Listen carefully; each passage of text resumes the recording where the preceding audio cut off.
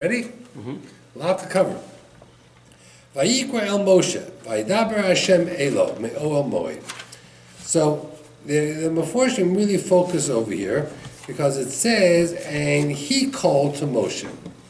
Who's he? Hashem. But it says all the time, Vayidaber Hashem el Moshe Lemer, Vayomer Hashem el Moshe, but it doesn't say Vayikra Hashem el Moshe. So, it's unusual that it leaves the name of Hashem out. You would think the normal thing is to put in Hashem's name.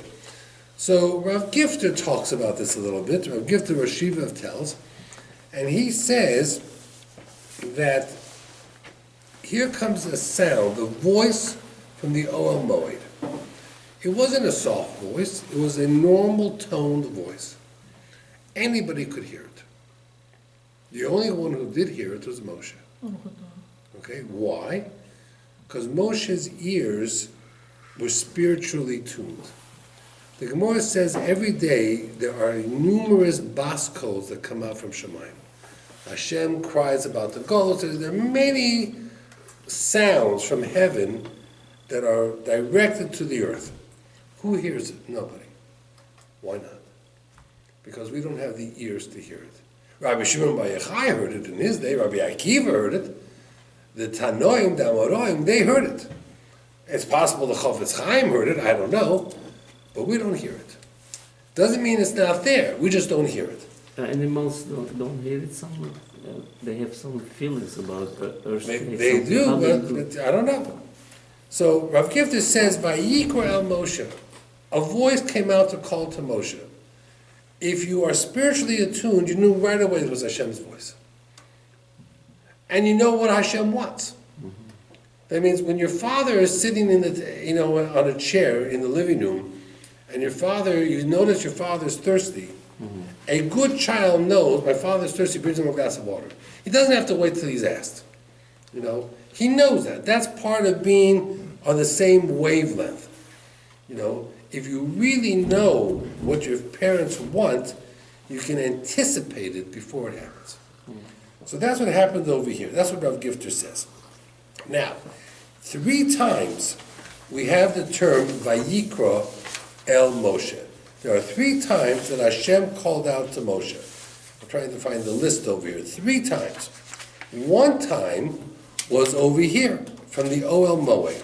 But you know when the first time Hashem called out to Moshe was? The very first time? The bush. By the sneh, correct. By the what? By the sneh, by the burning bush.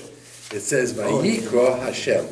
It says, Vayikra Elov Elokim mitoch hasneh. Hashem called to Moshe from the bush. That was the first time Hashem ever spoke to Moshe. So, unless Hashem called him, Moshe wouldn't even know to go there. The second time was at Har Sinai. It says, Vayikra el Moshe bayom hashvi mitoch ha'anan. Hashem called out to Moshe. This time, it was the first time Hashem spoke to Moshe in front of Bnei Yisrael. And in our Parsha, it was the first time Hashem spoke to Moshe from the Ohel Moed. That means Hashem just moved into his house. And now the question was, how was Hashem going to speak to Moshe? Was it going to be from Shemayim to the Oretz, or is it going to be from the house? So Moshe didn't know. So it was from the house. The Gemara brings out a famous medrash that a Talmud Chacham that doesn't have common sense, a Nevela is better than him. Here is Moshe, he was on Har Sinai, he was in Shemayim. He might have assumed, I can go to the Mishkan anytime I want. Why should I can go into the heavens, I can go into the Mishkan. But he didn't do it. Derech Eretz. He waited till Hashem called him. He still, v'lo nichnas, he didn't go in till Hashem called him. That means people take what we call liberties. When you get too comfortable, if you talk with a little bit maybe disrespect, you take certain liberties. Moshe could have easily taken certain liberties. He did not. He waited till Hashem called him. Something very, very significant, something very important. We talked about last week that the Mishkan was ready on Hanukkah time, but Hashem waited till now because that's when Yitzchak's birthday was. And Yitzchak was the one who would defend Klal Yisrael when the Mishkan or the Beis HaMikdash was destroyed. Another reason I found is also a very good reason. Avraham represents Chesed. Yaakov represents Torah. Who represented the korbanos, the avoda, tefillah? Yitzchak. So the Mishkan basically is the representation of Yitzchak's power in this world, avoda. So Hashem waited till his birthday, until his power was introduced into the world, and therefore he had the Beis Hamikdash or the Mishkan set up at that moment.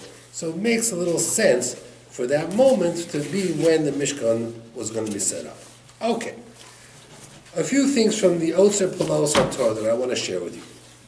Number one, when you daven in the morning, in the korbanos, right? We say all different korbanos. We talk about the Ola, the Chatos, the Osham, the korbanos for Rosh Chodesh, the Tamid.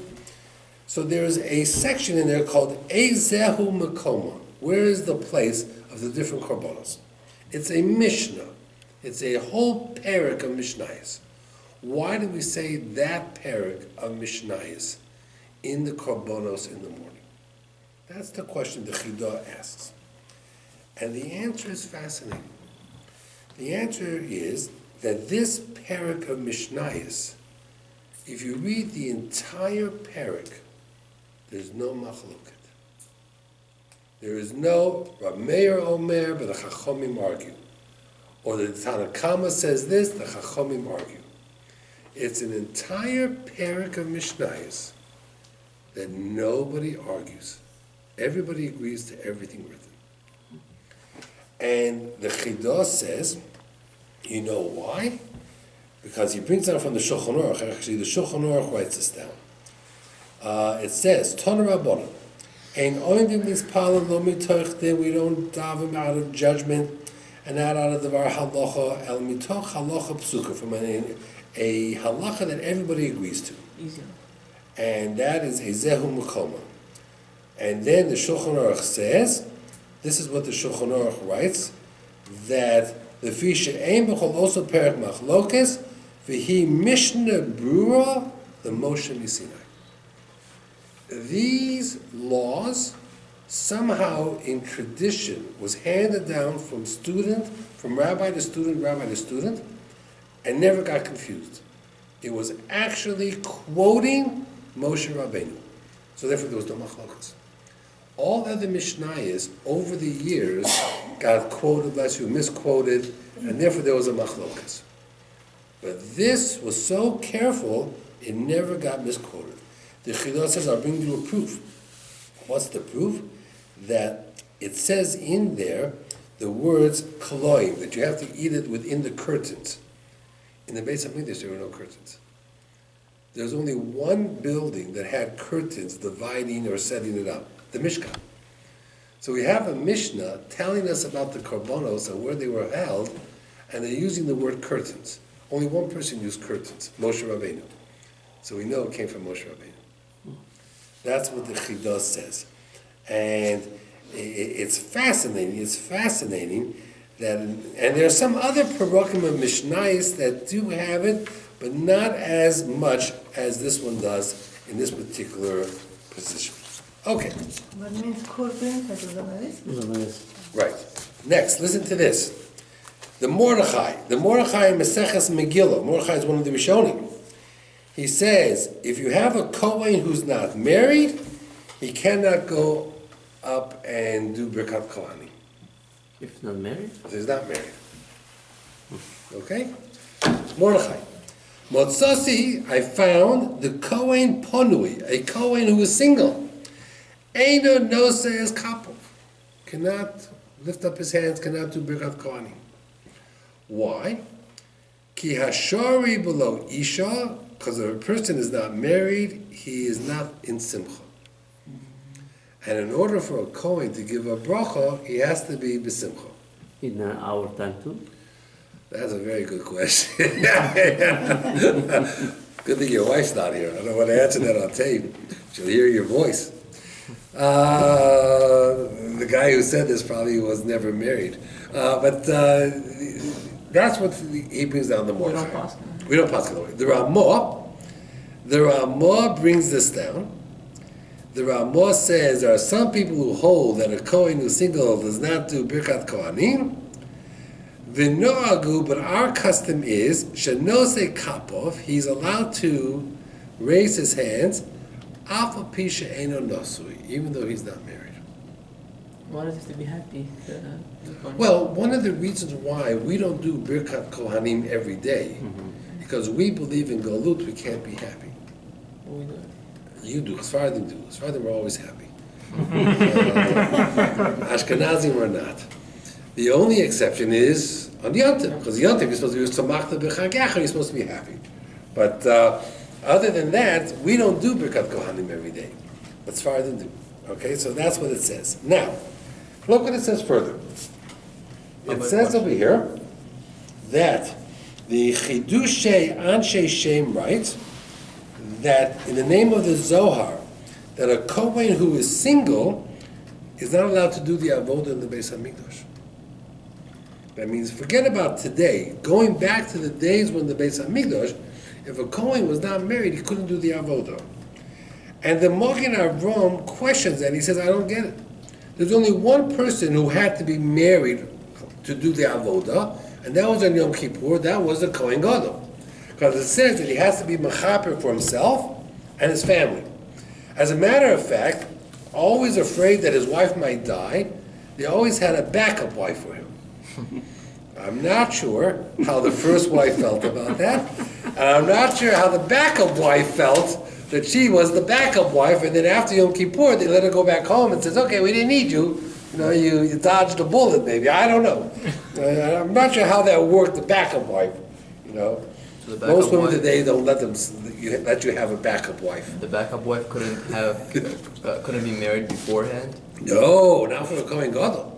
Remember, a Kohen Gadol could only marry a girl who was never married before. A regular Kohen could marry a girl who was widowed. Not divorced, but widowed. But a Kohen Gadol could not. So he had to have a backup wife who was about 12 years old, who was never married. Why would you want to marry Love, my friend, love. I have no idea. I guess to be married to the Kohen Gadol was a big color. And, you know, that was part of the halacha. What about Levi? What? What about Levi? Nothing, man, nothing. You know, I'm a Levi, and it's just what it is. Okay, next. He's related to this either. Oh, that's why he's asking. The next thing is very interesting. There's a Pirush Rabbeinu Chaim Paltiel, also Sephardim. He says, there's the pasuk writes, Adam, a person, ki yakriv mikem korban, brings from you. The word mikem, from you, mem chof mem, is gematria 100. So he says, whoever makes 100 brachos every day is as if he brought all the korbanos of the day. It's very interesting. Now, someone told me that michem, mem chof mem, can be roshi tevos for midah keneged midah. Very interesting. That measure for measure. But he brings down, he says, David HaMelech established 100 brachos a day. Why did David HaMelech do this? Because there was a plague, and the 100 brachos protected you. Rabbi, Yes, I have a question about the Midah regarding brachos. right? Can you enter the Midah right away and start reading it? Or do you have to say Ashrei Yeshua B'Techa? I mean, for mincha. Mincha, Arabi, Shacharit. If you're late for mincha, you can skip Ashrei, go right into the Shemona Esrei, then make up Ashrei afterwards. What about Arabi? Arvit, you should do it in order. You should do Shema first. Okay? And Shacharit also. Shacharit Skip. also. You can skip a little bit, but you have to go from Yishtabach on, should be in order. So now, it says as follows. Since it says the word Michem, and Michem equals 100, so it's 100 brachos is as if you brought all the korbanos of the day. That's what the Shach on the Torah says. The Shach on the Torah was one of the students of the Arizal, the Shach al Torah. The Rokeach, which is one of the Balei Atosos, one of the Rishonim, he says that there are 100 psukim in the Torah that discuss korbanos. So we have another sign, 100 psukim that discuss only korbanos, 100 brachos. Very interesting. He also says that the Gemara that talks about 100 brachos a day is not a Meseches Brachos. It's a Meseches Menochos, which deals with korbanos. So he says it's in Kodshim. The Gemara that talks about saying 100 brachos is not a brachos Gemara. It's a Kodshim Gemara. Very also interesting. What's a coaching? Kodshim is a section of Mishnayos that deals with sacrifices. Then he says, if you only made 98 brachos that day, or 95, so you were short. It's as if you brought an animal that had a blemish, a balmum. The korban is not accepted. So he says, you got to be very careful that when you make these brachos, you do it the right way, 100 brachos, and it's as if you brought the ola in the morning, the ola at night, and the different korbanos throughout the day. Very How we fascinating. count how many brachos we need? Well, first of all, just by davening, Shemona Esrei is 19 brachos. So that's, let's say, almost 20 times 3 is already 60. 60. Then you have the Birkas HaShachar, Al Natilas Yadayim, Asher Yotzar, Birkas HaTorah. So by the time you just daven the 3 tefillos of the day, you probably got about 80 brachos. Have breakfast, have lunch, have supper, do a benching, Asher Yotzar a few times, and you should be good to go. You know when it's difficult? Shabbat. On Shabbos, because the Shemona Esrei only has 7 brachos. And some people say that when you hear the repetition, you get results for that. So, for example, if you daven 3 times a day and you hear the Shemona Esrei repeated at least twice a day, you almost have 100 brachos right there. And the other difficult time is a fast day. Because there, you don't have food, you don't have Birkas HaMazon, you don't have anything. Right? So, Every 20 minutes you say besamim. well, that's where they talk about the custom of having something more this week coming up.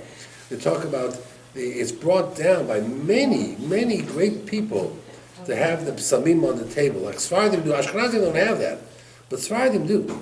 And it's brought down in many places the importance of that. We're going to talk a little bit tonight about other things. How do you say, when you say brach, how do you say the name of Hashem? Ado or Adu? We say Ado, we have a commas on the bottom. Ado. Now, there's a big debate, which is fascinating. Good evening. There's a big debate, and this debate has gone by every century. It was in the 1700s, the 1800s, the 1900s, even recently. And the debate is, can we bring korbanos today? No. Okay. Yes. We jump in and say no. Many people say yes. Well, so let's talk about it. So there's a whole section here, Hakrovos korbanos bizmanin. Can we bring korbanos today? And there was a particular Godel, his name was Tzvi Hirsch Kalischer, and he wrote a letter to Baron Rothschild. Now, Baron Rothschild was very influential in Israel, in Palestine, or whatever the country was called, before the Jews took over the state of Israel. I'm sorry. What? Wolfchild? Rothschild, Baron Rothschild was very wealthy, and he owned a lot of property in Israel. So this gentleman, Tzvi Hirsch Kalischer, wrote him a letter asking him to go to the Muslim or the Ottoman leader, the Pasha, and get him to sell you the site of the Beis HaMikdash, the Har HaBayis. So we can then reinstitute bringing korbanos. That's what he wanted to do. And he began to bring proof. And he says as follows.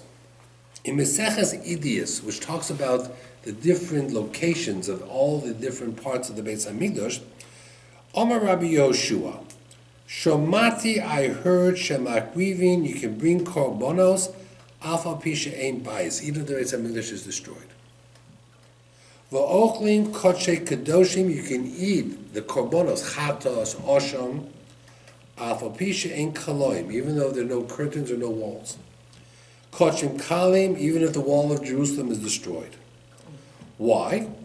Because when Yehoshua came and eventually conquered Israel, he made it holy for that time and for all time. The way the Mashon of the Gemara is, Kiddusha Rishona, the first sanctity, Kitcha L'Shaita was holy for the time, and La'osi Lovo. The Rambam paskins lahalocha like this Gemara. According to the Rambam, you could bring sacrifices today in Jerusalem.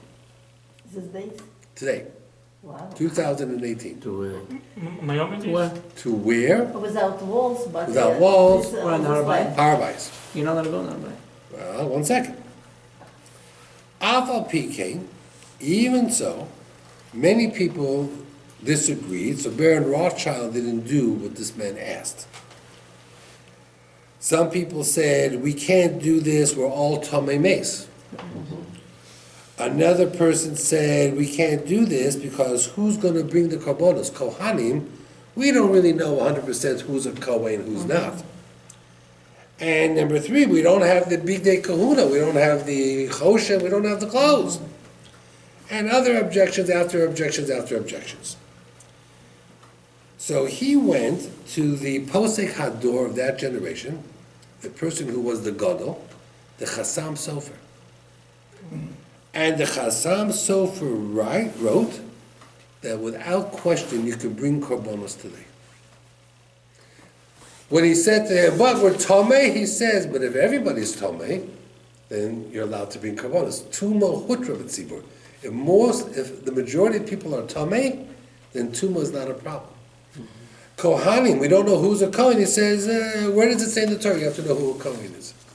The guy says he's a Kohen, we trust him. Nowhere does it say we have to know who the Kohen is.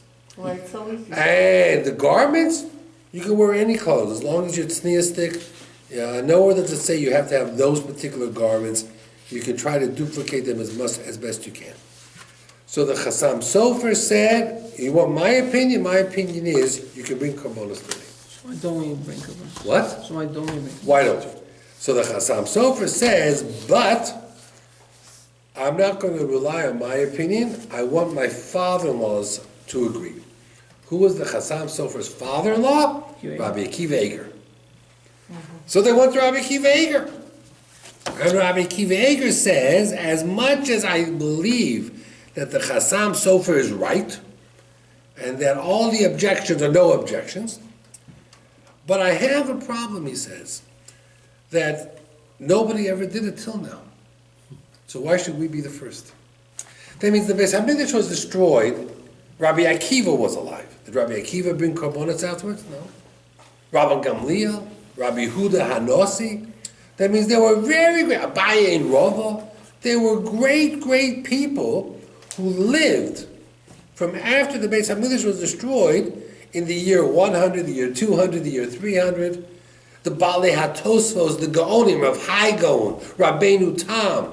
Did any of them bring Korbanos in the Beis HaMikdash? No. So what do we do? We're smarter than them? No. We're smarter. The Rambam says you could do it. Did the Rambam do it? No. Had the Rambam done it, we would look. Did Rav Hai Gaon do it? No. Did the Tur do it? No. Did the Shulchan Aruch do it? Did the Ramah do it? Nobody did it. So I'm going to come and do something that the Shulchan Aruch didn't do, the Ramah didn't do, the Rosh didn't do, the Tur didn't do, the Rif didn't do.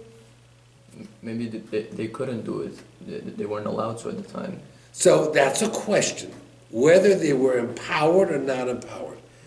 But Rabbi Akiva Eger felt that maybe this is something we shouldn't do until Yemos HaMashiach, when Hashem reestablishes His domain in the world. Now, you have to appreciate that the Rambam was a real believer that Korbanos were not necessary today. Remember, what was the Rambam's theory? Why do we have sacrifices? Because people were worshiping these animals as gods. So we slaughtered them. Right? That's why we slaughter a sheep on Korban Pesach. Who worshipped the sheep? The Egyptians. You know, Paro is very funny. We'll go off the track for a moment. As the makos are happening, Paro keeps running to Moshe, saying to Moshe, you know, Hashem is right, and I'm a Rasha, and we're wrong. I mean, Paro says that. Then, as we get closer to the end, all of a sudden Paro flip-flops. He says to Moshe, get out! The next time I see you, I'm going to kill you. What changed? A month ago, you were a beaten person, you were broken, you were saying how great God is, and today, all of a sudden, no. The last Makos came in what month? Nisan. What is the astrological sign of Nisan? Sheep, Teleh. Whose god was the sheep? Egypt. So Paro says, okay, I won. My plan was to delay and delay and delay until we got to Chodesh Nisan. Now it's my turn because my God rules Nisan. I guess that was a very special month in the Egyptian society. He's stupid. Of course it was. But what did God say to the Jews? He gave up for his son. Right. So God said to the Jews, everybody take this sheep and tie it to your bed for 4 days. And look at this sheep. For 4 days they stared at this sheep before they slaughtered it. So the Egyptians were broken once again. But it's so interesting, the cycle, as you said. Sometimes you can work, sometimes you can't. It depends on the time. Timing is everything. Opportunities come when timing is everything. So it's just interesting how Paro's thinking was. So the Rambam was not a big believer in korbanos. Even if the Beis HaMikdash gets rebuilt, what kind of korbanos are we really going to bring? There's not going to be a Yetzer Hara. So there's not going to be sins. If there are no sins, so you're not going to bring a korban ola and chatos and osham and all these korbanos.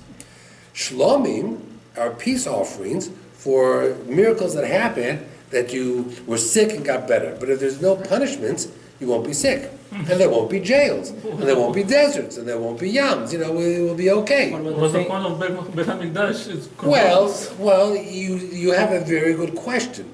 That means what's being said to you is that the Torah and how the Torah will be observed and kept may change. And that's why we don't have a rationale behind mitzvos. That's why you have to understand that the mitzvos are gezerot, which I'll talk to you in a moment, since I won't be here next week, because I think I'm going to take off next week to help my wife for Pesach, so, and everybody should do the same. But at any rate, Rabbi Akiva Eger is of the opinion that if it never happened till now, why should we be the first? Now this is an interesting concept. There could be many things from a halacha point of view is acceptable. A person can ask a shayla in a shul or an organization where, according to the letter of the law, there's nothing wrong with it. But there's only one objection. It has never been done. Should we be the first? I feel like it's wrong to not bring the korbanos because it was part of Judaism for 800 years. And maybe your opinion will prevail. The Ramban says that. The Rambam disagrees. You're a Sephardi, you should follow the Rambam. But you can follow the Ashkenazi way, and you can blame me that it's my influence. I got it. I take full responsibility. What about the Thanksgiving offerings? Well, you see, but the question is, will there be things to give thanks to? It's a good point. What about Korban Toda? But if there's no punishment, there's no illness. People will live forever. There's no jails. Yeah, but if you have a baby that you want to give a thing. Right, but that wasn't out of chiyuv. But yes, but in the Torah, yes, because a woman who gave birth was sick. Will they have people giving birth? Will the world continue that way with all the neshamas? What kind of a world will we have? We really don't know. It's very interesting. They bring down a story from Reb Chaim Kanievsky. You talk about the Thanksgiving. This week's parsha, Tzav, goes through all the different Chaim. Chaim are people who have to give thanks. A choleh, person that gets out of jail, person who travels the oceans, person who travels the desert. So Chaim Kanievsky comes to shul one morning, and there's a guy with a bag, and he unwraps his bag, and he pulls out a few bottles of whiskey, and some soda, and some cake, and he makes a nice kiddush, a nice spread. So Chaim Kanievsky goes over to the guy and says, what's all this about? He says, well, I was very sick, and I got better, so I'm making a kiddush as a thank you to Hashem. Toda, right? Thank you. The next day, another guy comes with his little bag, and he pulls out his bottle of whiskey and soda and cake. So, right, and Chaim Kanievsky goes over to him and says to him, What's the reason for this? What did you go through? He says, absolutely nothing. Absolutely nothing. He says, you weren't sick? He says, no. Nothing happening? No. So why are you giving a kiddush? He says, I should wait till I get sick to say thank you. In advance. So you don't have The to- guy yesterday got sick and now said thank you. I learned from that I, Baruch Hashem, am well. I should wait till I get sick to say thank you? I figured I'd say thank you for keeping me healthy. So you can say thank you before you get punished. That's right. I think it's as important to say thank you that I'm well as it is that I was sick and I got better. So Chaim Kanievsky brings down that story. It's a fascinating story. It's a very fascinating story. Okay. The Shulchan Aruch, Hilchos Pesach, Kosav HaMechaber, V'yivorech HaMotzi, you make the bracha on the matzah HaMotzi, because on Pesach you don't have bread. V'al Achilas Matzah, and then you make the bracha on Achilas Matzah. You have 3 matzahs. We hold the 3 matzahs together for our motzi. Then we drop the bottom one. We hold the top and the middle one that's broken, and we make al achilas matzah. And then the Rambam says, you take a piece, you dip it in salt, and you eat it. You dip it in salt? Yeah. We don't. Kosav haramah, kosav. Ve'ena milog, eina minhag l'tov lo b'melach b'layla b'shona. The minhag is not to dip the matzah. Why? The pasnoki ain't tzorech melach. Bread, matzah is a type of bread that is clean, that has been washed, doesn't require salt. Number 1. Number 2, the matzah is poor man's bread. A poor man is so poor he doesn't even have salt to put on his bread. Yeah, so it was expensive with it. Right. Number 3, when you eat the matzah, you're supposed to taste only the matzah. So by putting salt on, you're going to improve the taste. That goes contrary to the The purpose salt of the doesn't matzah. stand on that. I know, it just falls right off, but maybe it stays a little bit. For the same reason, when we make the sandwich, some people take the charosas and they spread it on the matzah, and then they put the more on top and make a sandwich. We don't. We take the sandwich and we dip the corner into the charosas, but it doesn't stay on, and then we eat it. We don't necessarily put anything wet on the matzahs. Oh, the Bryks. Gebrachs and stuff like that, even though I do eat gebrachs, Hasidim don't. But we don't put, my father used to put, when we were kids we used to, but since I run my own Seder, we really don't do that. We don't put that charot on, but you do, right? Yeah. Okay. Do you eat a hard-boiled egg at the Seder? Yeah. We do, Yeah. because of the yard side of Avraham Avinu and a bunch of different things. Chagiga, correct.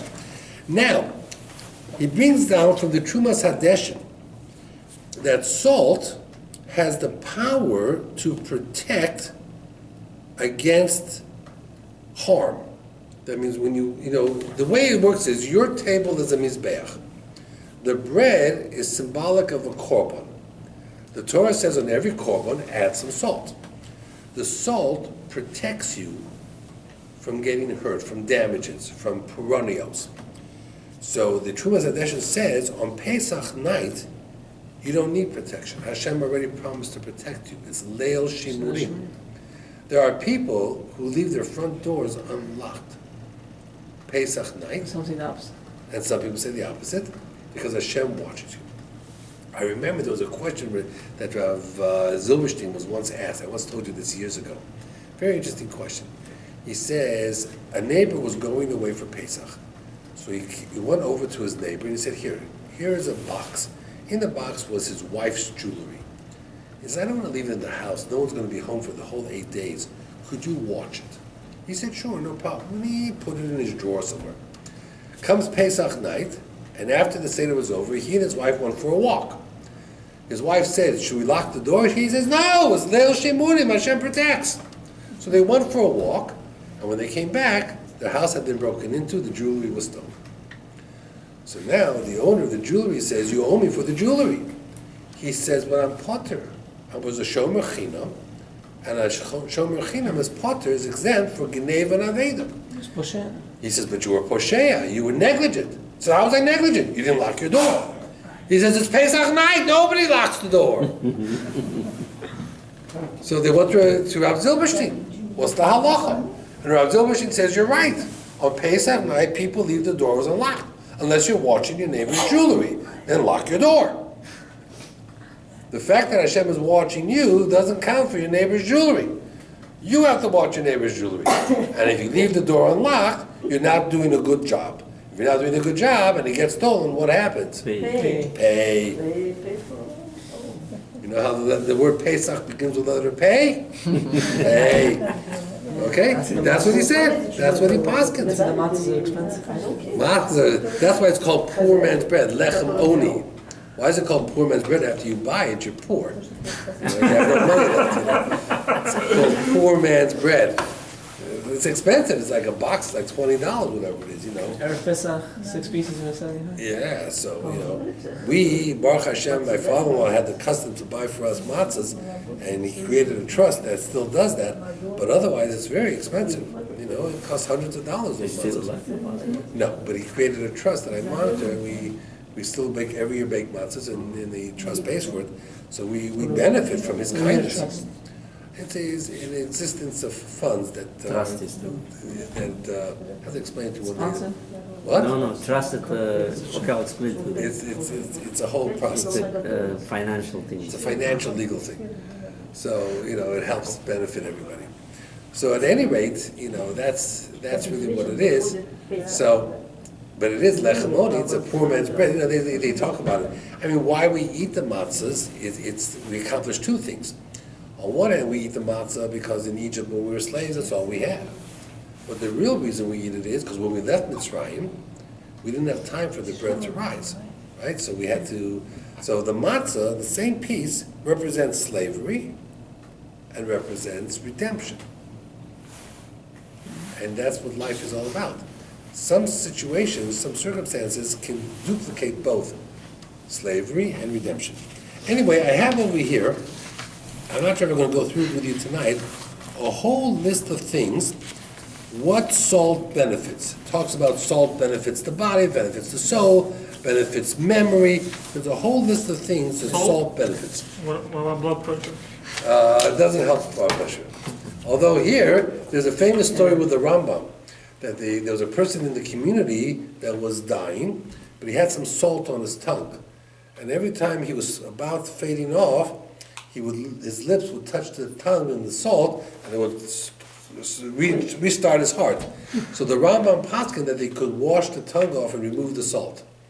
But the Rambam says, you see from here, that salt is good for the heart. It keeps the heart beating because it shocks the system. It's a famous story with the It's Rambam. like spicy. Spicy. Okay. I heard two stories from my Mechut and Rabbi Faskowitz that I want to share with you. Fascinating stories. I want you to listen to these stories. I was speaking to him the other day and he told me these two stories. Whatever happens in the world is going to happen. That means if the belief is Hashem runs the world and Hashem will make happen what's going to happen. Let's say a shidduch. If the shidduch is supposed to happen, it will happen. If it's not supposed to happen, it won't happen. So he brought down a story. He says there was this fellow that his son was getting engaged that night to a girl from Bnei Brak. They were living in Yerushalayim. So they get on the bus, he and his wife, and they're supposed to be at 8 o'clock at the house of the future relatives, the Mechutanim, to drink a l'chaim, a mazel tov, for the bride and groom that were going to get engaged. Okay. They're on the bus outside Yerushalayim. They're on their way to Tel Aviv, to Bnei Brak. All of a sudden, the guy says, I got to get off the bus. No. Well, he goes to the bus driver, he says, you got to stop the bus, I got to get off. He's not stopping the bus. But when traffic slowed down, because you go through security checks, he said, you got to let me out, please let me out. He says, okay, enough already. He opens the door, and he and his wife get off the bus. So his wife says, Moshe, what's going on? Are we crazy? Now we're in the middle of nowhere. Why do we have to get off the bus? He says, do you remember a few years ago, we spent the Shabbos in Bnei Brak? She says, yeah, it was a horrible Shabbos. There was no hot water in the hotel we stayed by. And then we found that the bed had bed bugs. And then I got a cold. And the food was spoiled. Then I got sick and everything else. Well, when I left Motzoi Shabbos, I made a promise, a neder. I swear I will never, ever go to Bnei Brak again. Oh my goodness. So now, I just realized that I did that. I'm on the bus to Bnei Brak to meet the Mechutanim. I can't go. Because I made an oath, a promise, that I will never do it. So she says, you have to be matir neder. You have to get released from this. So they're on their cell phone, they're calling the rabbi. The rabbi is, this. The rabbi starts saying, had you known that your son would have gotten engaged to a girl from Bnei Brak, would you have made such a neder? Of course I wouldn't have. Finally, by the time they got it all worked out, it was 10 o'clock at night. So now they're back on their way to Bnei Brak. They're going to get there at 11 o'clock. So Moshe says to his wife, he says, what are we going to tell the Mechutanim? And we were supposed to be there at 8 o'clock. We're going to come there at 11 o'clock. If I tell them, well, I was in Bnei Brak and I got angry and I swore I would never come back, they'll think I'm crazy.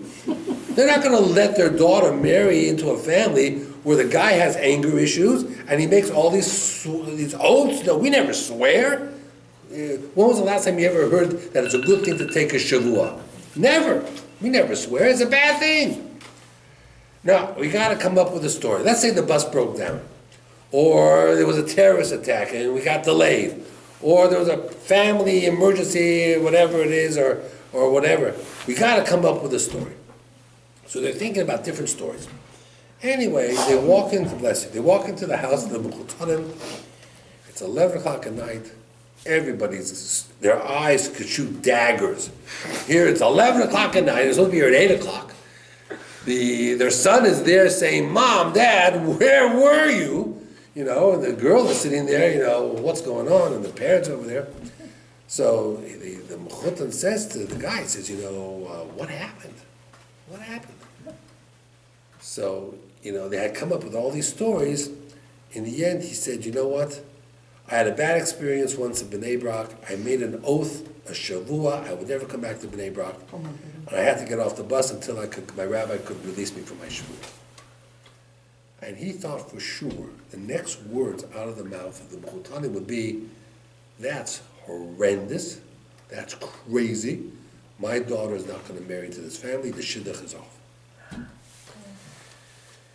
He says, whoa, that's fascinating, he says. Let me tell you what happened today. I got a phone call today from somebody in Yerushalayim who knows your family, knows you. And you know what they said to me? They said to me, I hear your daughter is going to get engaged to this family's, to the boy. Don't do it. Run the other way. Mm-hmm. I said, why? He says, this guy, when he says something, it means nothing. His word means nothing. He never keeps his word, never follows his word. If he says it's Wednesday, it's Thursday. Exactly, this Rabbi Kru. That's what he said. So I gotta tell you that when you were coming over tonight, I was going to pull you aside and say, we're going to break the shidduch. But now, when you tell me that you got off the bus and for hours you stood on the side of the road because your word meant something, I know now that the guy in Yerushalayim was not telling me the truth, and the shidduch will go forward. So it's because he told the truth, as embarrassing as it was, it saved the shidduch. Yeah. Everything has a reason. Everything has a reason. Everything has a reason. What you think is terrible could be the best thing. If it's supposed to happen, it's supposed to happen. Then Rabbi Faskus told me a second story. Listen to the second story. Also a fascinating story. He said there was a couple, a boy-girl shidduch was about to happen, and the parents were going to meet for the first time. And the father of the girl gets a phone call that you cannot let your daughter get engaged to this boy because the boy's father is a thief. He's a lowlife. He's a swindler. He makes Laban look good. When you deal with this guy, you'll think Yaakov had it good with Laban. Okay. Straight Lashon Hara. Straight Lashon Hara. Это же ужас какой. That's unbelievable. You have no, and people think that they have a license to do this. A license.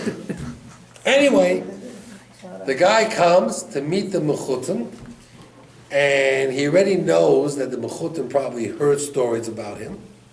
I got phone calls. So he says to the Mohotan, he says, I imagine the shidduch is off because I suspect you got phone calls that I'm not the most honest businessman. He says, yeah, I got a phone call. The shidduch is on. He says, why? He says, I got to tell you the truth. I am a lowlife. I steal and swindle everybody. Finally, I met someone just like me. I love it. He says, I never thought anybody would get engaged to my son, because of my reputation. But now I find that your reputation and my reputation are exactly the same. We're perfect for each other. Let the shidduch go through. When Hashem wants it, no matter what happens, it's going to happen. It's going to happen. There's no way to get around it. That's really what it is. So I found that to be very, very fascinating. Okay. One last thought that I want to share with you a little bit. A thought. You sit at the Seder table. It's interesting. You sit at the Seder table, and there are 4 sons. One's a Chacham, one's a Rasha, one's a Tam, a simple son, Moshe and Elisha. And each one of these 4 sons are based on psukim in the Torah. 3 of the psukim are in Parshas Bo, and the Chacham is in Voas Chanun. So, when you look at the Torah, what is the Rosh's question? Ma ha'avoda hazos lechem? What is this work that you're doing? Okay. If you read the Haggadah at the Seder, what do you answer this wicked son at the Seder? Hake'eshinov, it says, get him a good dentist. Punch him in the nose. Break his teeth. Smack him. How dare you ask such a question?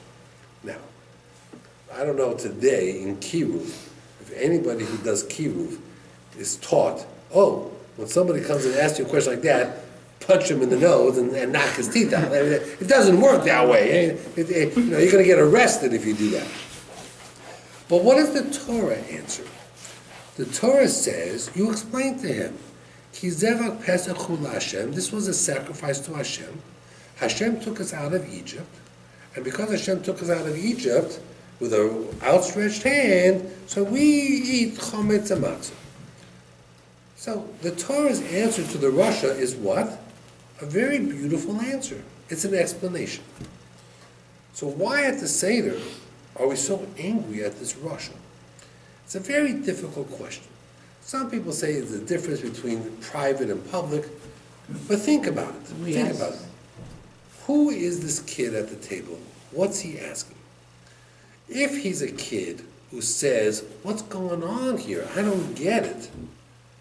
Then he doesn't have education, right? He's like from a conservative reform background. If he doesn't have education, who's really to blame for that? Father. The guy who should get a smack is the father for not teaching this kid and sending this kid to a yeshiva to learn. I mean, if your kid is sitting at the Seder table and saying, what? Matzah? Why? I never learned about this in public school. The real villain is mom and dad. What kind of a kid are you raising that he doesn't know our traditions? So it must be a little bit different. It must be the kid knows very well what's going on. But you know what the kid is asking? He's saying to his brothers and sisters, to everybody else, what are we doing? Why are we sitting here eating this type of bread because of something that happened 3,000 years ago? What difference does it make what happened 3,000 years ago?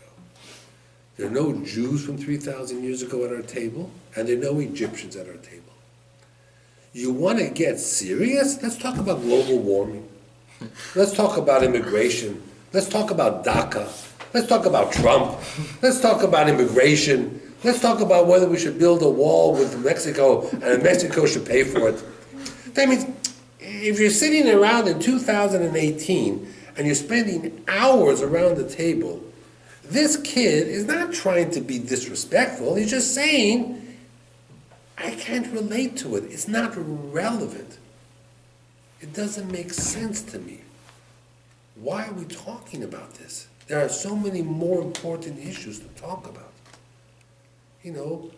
Population explosion. aliens even. Let's talk about something that makes sense. So, what is the answer to the Rasha? So it's interesting that the Chassam Sofer and different Perushim, they say that the answer to the Rasha is, they will say to the Rasha, you don't understand why we do what we do. I'm not eating matzah tonight because my great-great-grandfather left Egypt. That's not the reason why. You know why I'm eating matzah tonight? Because I believe in God. And God told me to eat matzah.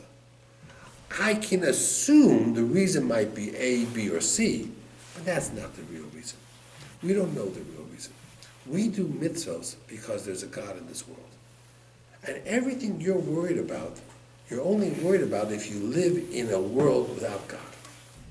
But if you live in a world with God, you wouldn't be worried about DACA and the wall and immigration and global warming. You wouldn't be worried about any of those things. Because you will believe that God runs the world. And I'll prove it to you. Avram Avinu served his guests matzah. Why? They came on Pesach. What Pesach? The Jews were slaves in Egypt yet? No. Yitzchak asked Esau, bring me 2 goats, one for Korban Pesach and one for the Korban of the Chag. Did Yitzchak live in Egypt? Lot served matzah. Was there any Pesach? So why did these people observe Pesach hundreds of years before there was a Pesach? The answer was because the Torah talked about it and they kept the Torah. Had nothing to do with Pesach. That means we do mitzvahs because Hashem tells us to do mitzvahs. They had Torah at that time. Avram knew what the Torah said. Okay? He kept sukkahs. He kept... Did he live in the desert in a sukkah? No. In time of Abraham, Torah wasn't written. Wasn't given, but he had through Nevuah, he knew the mitzvahs. So he says, I'm doing this, not because I have to, but I know this is Hashem's will. So even though I never was in Egypt, and my children were never in Egypt, and they were never slaves, but we're not doing these things because of the reasons we have. The reasons we have are our reasons. But the real reason we do any mitzvah is because Hashem said so. That's all. And the reason we do it is because we want to believe in God, because a world without God is a frightening place to live. So that's what you're telling him. You're telling the child that we're not doing this because the issues of today are not pressing. They are pressing. But there'll always be solutions to those issues as long as we have a belief in Hashem. And that's why we're doing all these things. Because it's as relevant today as it was back then. It's a belief in Hashem. It's a fascinating approach to why we do what we do. So simple. It's simple. So simple. And it explains a lot of If we things. accept the presence of Hashem, we need That's to do it. That's it. And we do it because even though there's a logic, and our minds work logically, but if there ever comes a time when it's not